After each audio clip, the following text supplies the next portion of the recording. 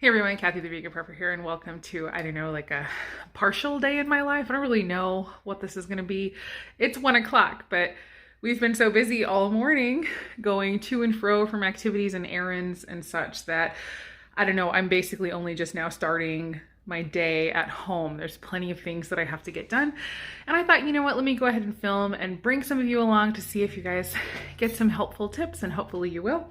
But yeah, it's a lot. There's a lot on my plate today, but it's a good thing. Like, it's good. So I'm just taking a day, getting a whole bunch of stuff done at home, and yeah, hopefully you enjoy it. Vegan prepper. Vegan prepper. Okay, let's just get right into this. On days like today where I need, a fast and nutritious lunch, if I don't happen to have something already cooked up in the fridge, but even sometimes still, because like this is so fast, sometimes it's even faster than reheating leftovers. It's just to cook a whole new thing. I always keep a few boxes of this in my pantry. I don't stock up a lot. It doesn't have a super long shelf life, and it's not very cheap, but pretty much every time I go to Whole Foods, I get like 1 or 2 of these. So I have like 6 in my pantry, but it was, over time. But then for days like today, it works out so well. I'm going to make basically like a hamburger helper type thing. I have a video on the channel. I'll link it down below. But just look at the nutrition on it.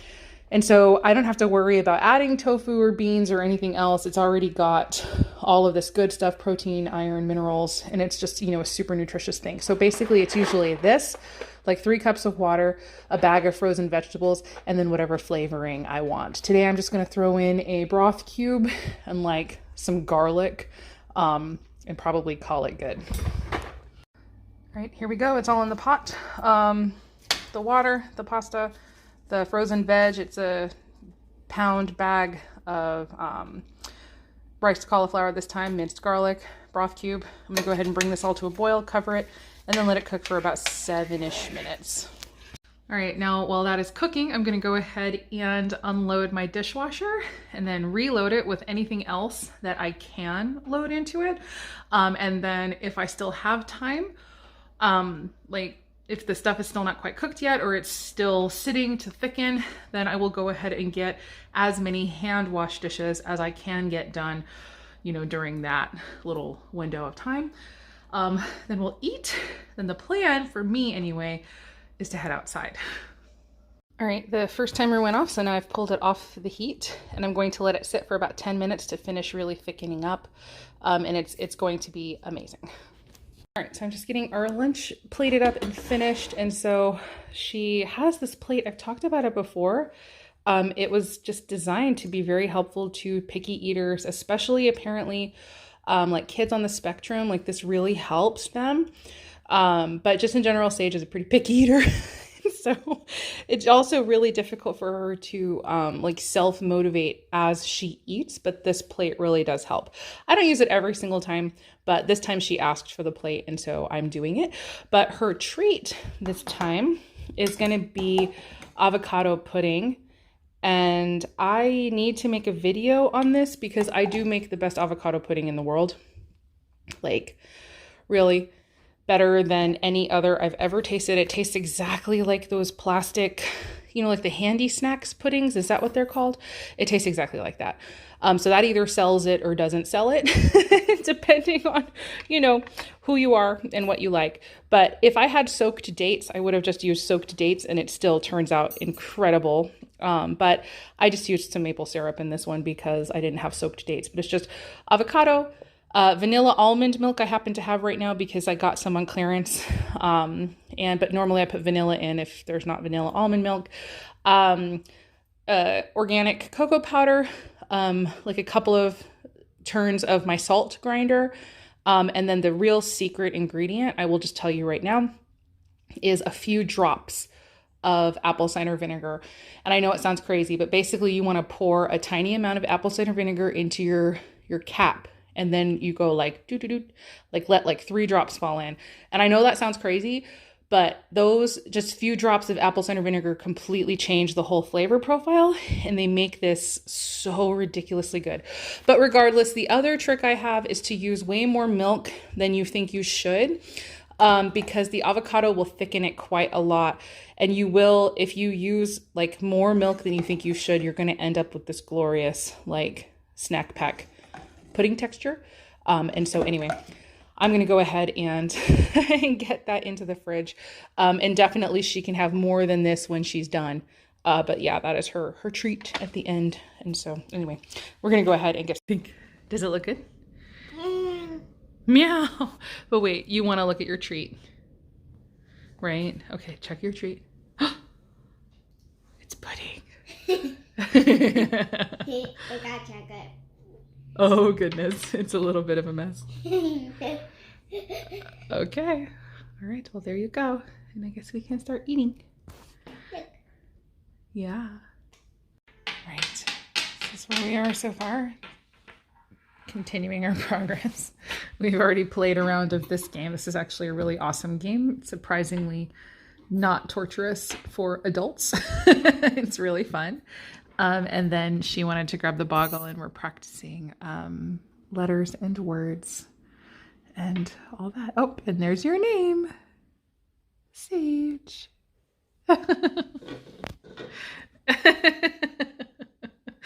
Yes. I'm continuing my passive watering system tests. This is the final pot and lid. I know typically that's a base, but when you put it in the ground, it becomes a lid. The pot and the lid, 8-inch pot and 8-inch lid for my passive watering system outside. I'm learning from this book, Gardening with Less Water. These are meant to be used kind of like an Olla, O-L-L-A. Sorry, I don't know how to pronounce that. I am surrounded by Spanish and Spanish speakers. So I always assume a double L is a y. So anyway, I'm saying Olla. I don't know if that's correct. But basically, this is a much less expensive version of this, although these are not cheap. They're about $8 each now. They used to be more like $4 each. These have really gone up in price. So I have been purchasing them one at a time. This is the last one I'm purchasing for the current setup I have in my bed outside, and I'll be showing a little bit more of that in a second. But basically, the first thing I need to do before I get this in the ground for my passive watering system is to plug the hole. He has a chart in here for which size rubber stopper to get, but he also mentions that you can do hot glue. So that's what I'm going to be doing because that is what I have. I have my hot glue gun heating up over here and it's getting ready to drip, so I know it's hot enough. I will go ahead and show you my procedure for creating the plug. So this is my 5th one. I figured out a few tricks. Obviously, I'm not like some expert. I've only done 4 so far, but I have already figured out a few tricks and I will show you what I do to plug that hole. I try really hard to do this without burning myself or making a huge mess. So basically, you can take any kind of parchment paper. I just happen to use this little muffin tin because it kind of helps me visualize the circle. And so this is a mini muffin cup. So it's not like the standard size cupcake, it's the smaller one. And so basically, I sort of put it on top and I get like a visual. And so you see, like, it's just like the border, the size of the border that I need. And so basically I need to make the plug at least that big with the glue. So this is my first step, is to actually make a circle with hot glue that will end up being the correct size to really set inside of the pot so that when it rests on top of that hole, it's the correct size. Okay, that is actually looking plenty big. And so a little big is actually good. And so now that I've done that, it just takes a long time to set, like kind of a long time. When you have piles of hot glue like this, it's going to take, like I said, just kind of a long time for it to actually set and become solid. It's another reason why I like to put it in the lid for the pot, because this is, you know, a piece of ceramic and it's going to stay cool. Heat transference will help. So if you move this, you'll feel that this is warm right here, but then just move it to a spot that's cool and then it'll continue cooling. And then that helps it be a little faster, but regardless, I'm just gonna go ahead and wait for this to completely solidify, and then we'll come back and I'll show you the next step.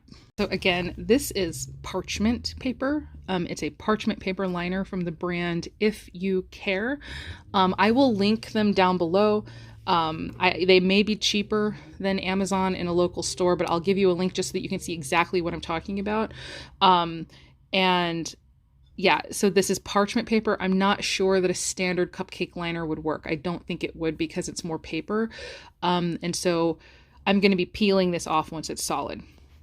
While I'm waiting on that, I'm just getting some other work done here at my desk. I have, I'm counting, sorry, 12 Etsy orders going out today. So yay, it's amazing.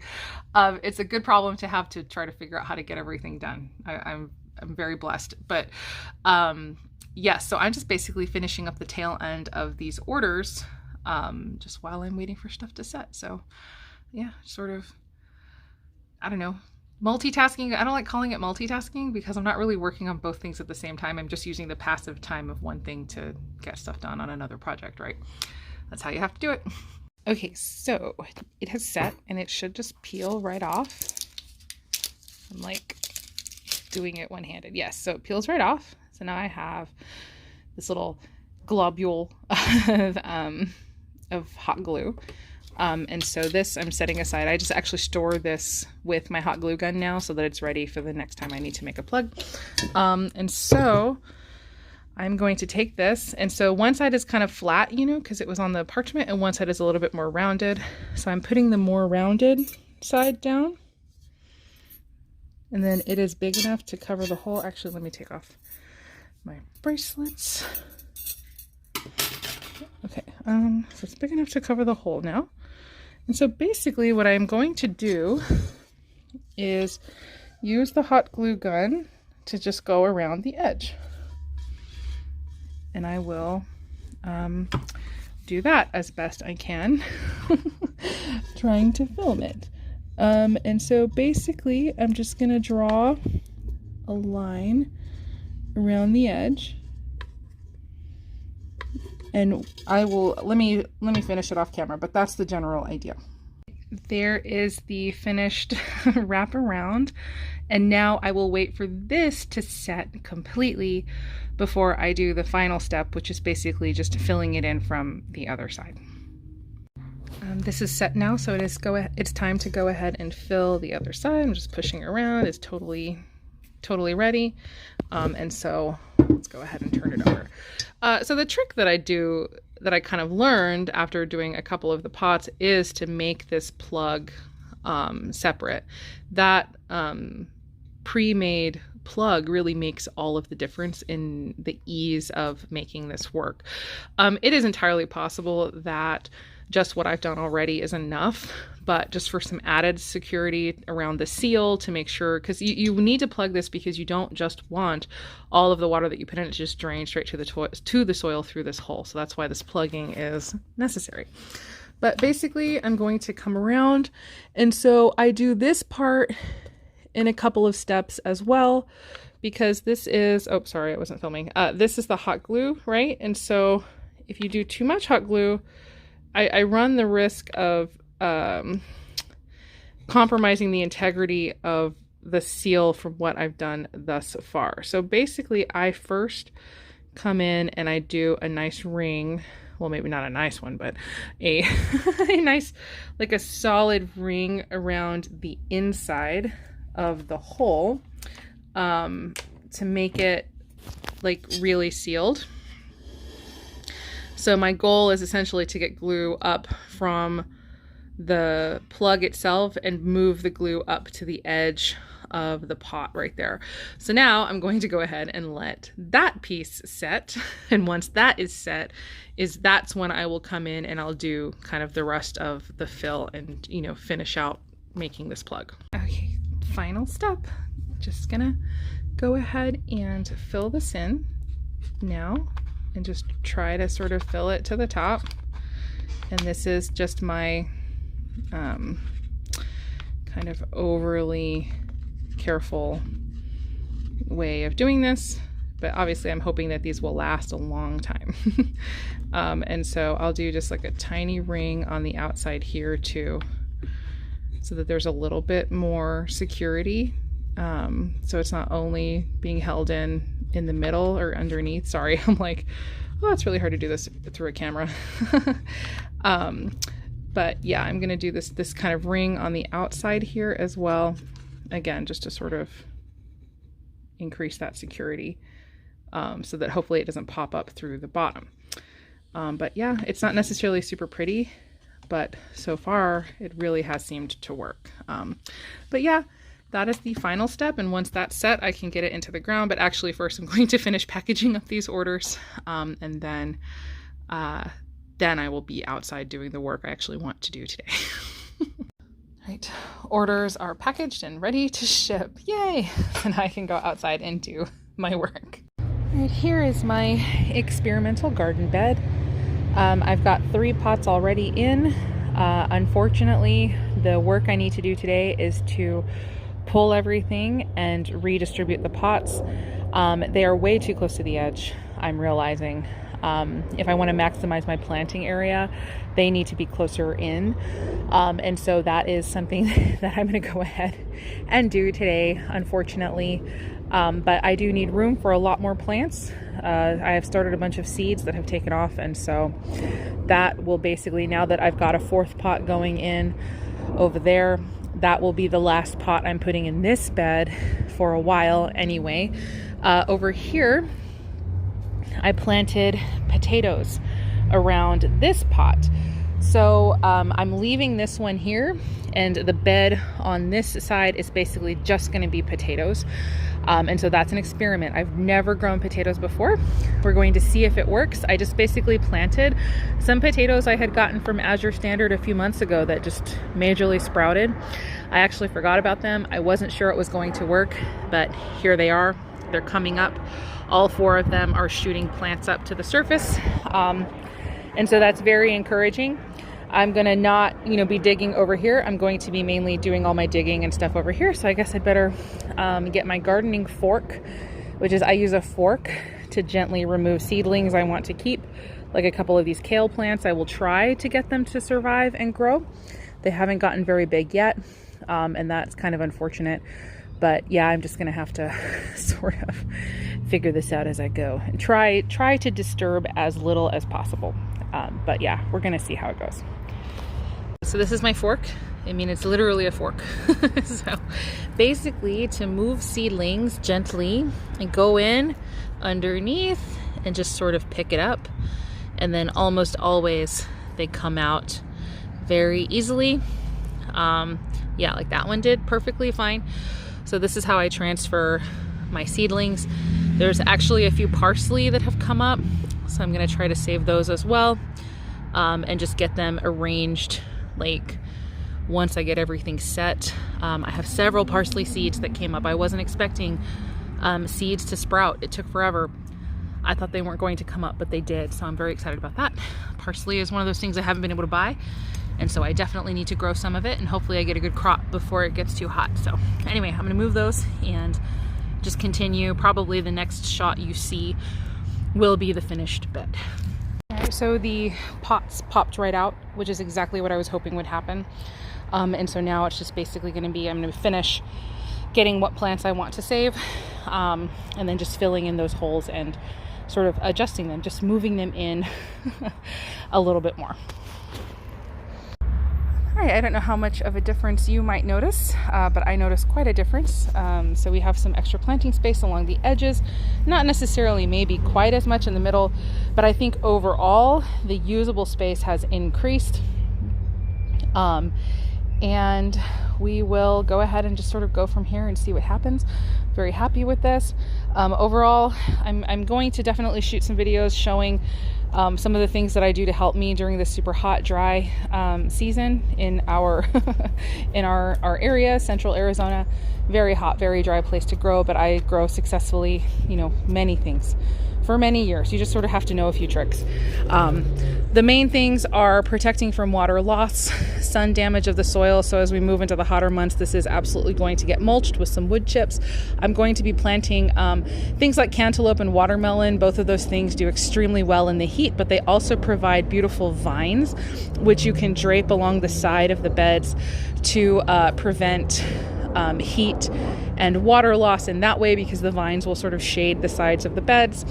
Just a lot of great little tricks that you can use to help retain water and grow successfully. I'm going to be seeing how much I can get out of this one bed, maybe just one more. My garden has definitely downsized this year. We had to. We were tearing apart the yard, intending to put a lot of it back, but we ran into a problem in that our typical soil supplier, the one that we normally use, is no longer available to us.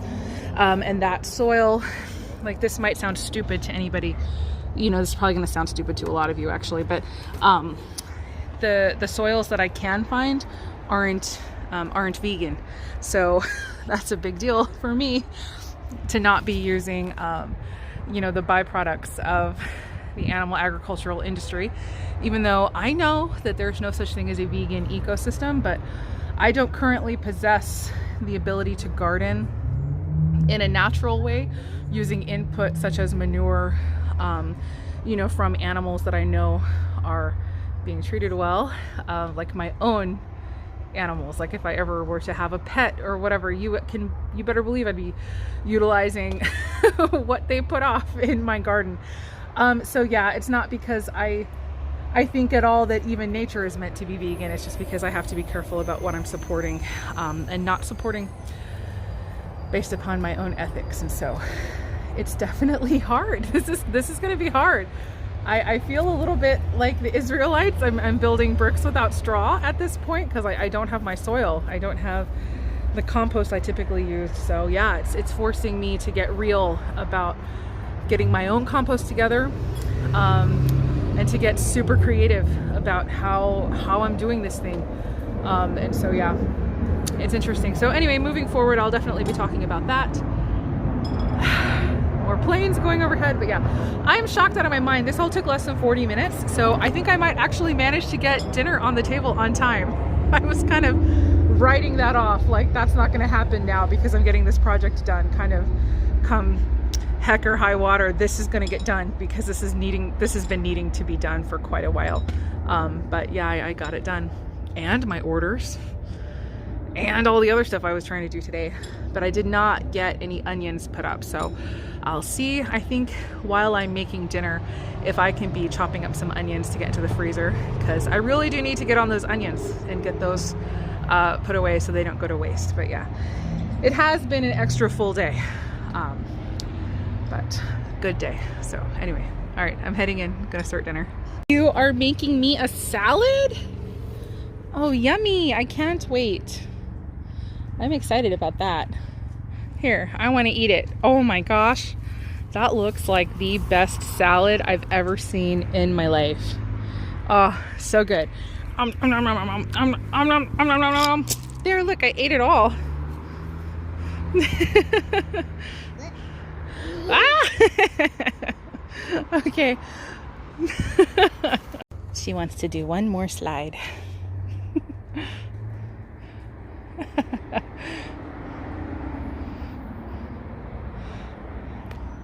This is my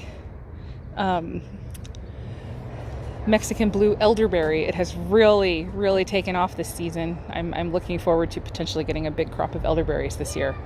Ah, good job. Very excited about that. Oh, hey, look, the first flower clusters are showing up. Oh, that is very exciting. Look. So cute. This is going to make us elderberries, I hope. All right, here are all of my seedlings. They're out in my front yard. And so I'm definitely not going to be able to plant all of these. But yeah, I'm hoping to be able to give some to friends. But I do have quite a few of this style of bean.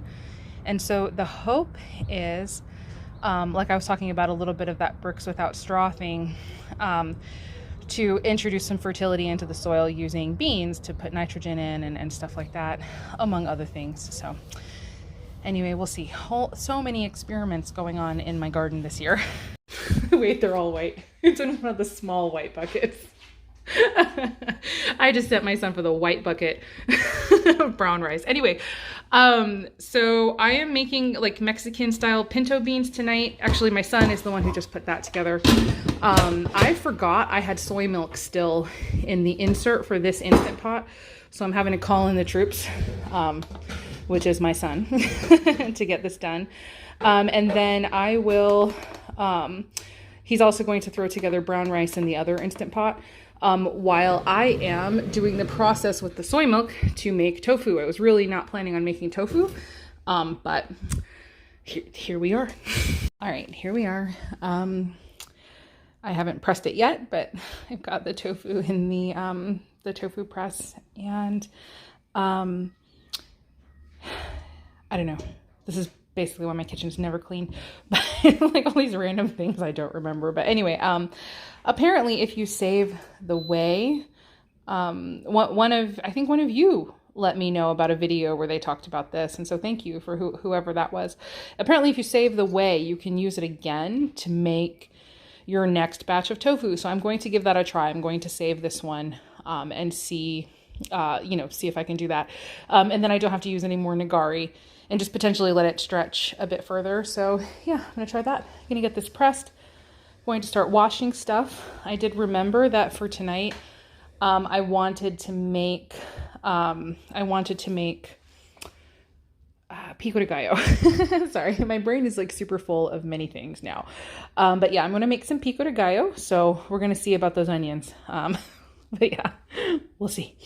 All right, bath time for Sage. Probably what's going to happen is once Adam gets home, I will hand bath time off to him, and then I'll go make that pico de gallo. All right, here is my pico de gallo recipe. I'll try not to block the whole thing, actually.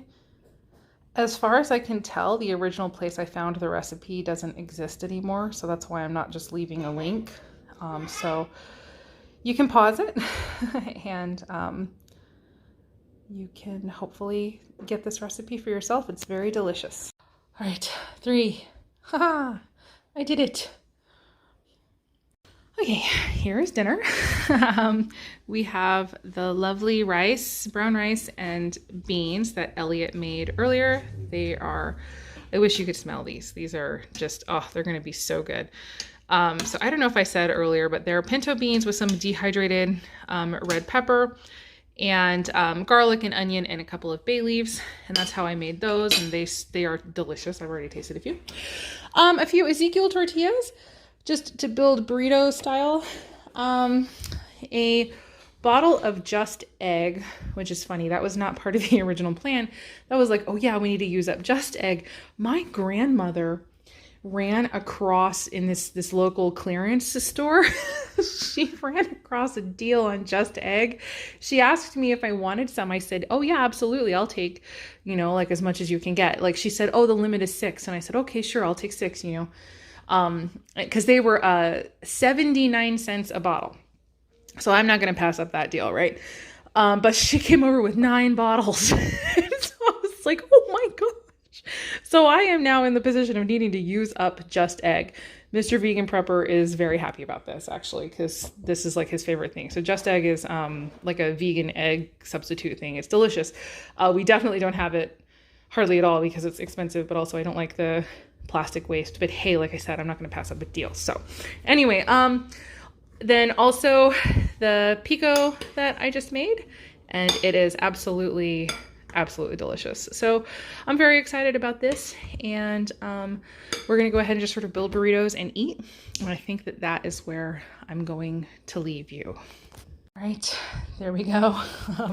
I should have cut up some greens. I didn't. I'm tired. We just need to eat. So anyway, this is basically what the inside of my little burrito is gonna look like, and I am very excited. So hopefully you enjoyed hanging out with me today and you got anything out of it that was good.